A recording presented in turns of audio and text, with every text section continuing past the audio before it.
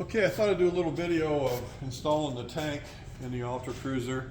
A couple things I've done ahead here is I've positioned the tank roughly, put the cover on so I know about where it's going to go. Then I put some marks on the side rail for positioning, and that'll make sense in a minute here.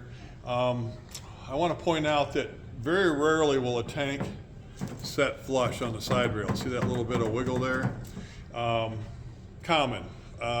I don't know that I've ever had one set perfect, because if the side rails are twisted a little bit when the tank gets welded. So I prefer the process of setting this into some kind of silicone or something so that it nests it, if you will. Basically put some support in there and takes the stress off the tank.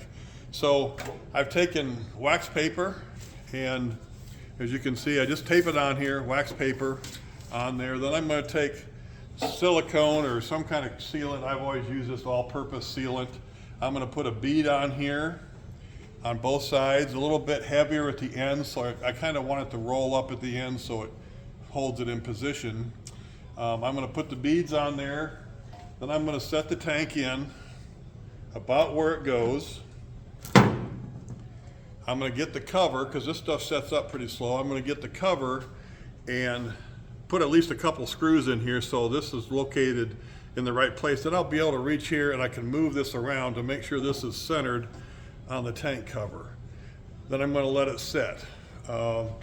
One thing I got to do before that happens is I'm going to put some weather stripping foam stuff on here. That will press it into the silicone lightly.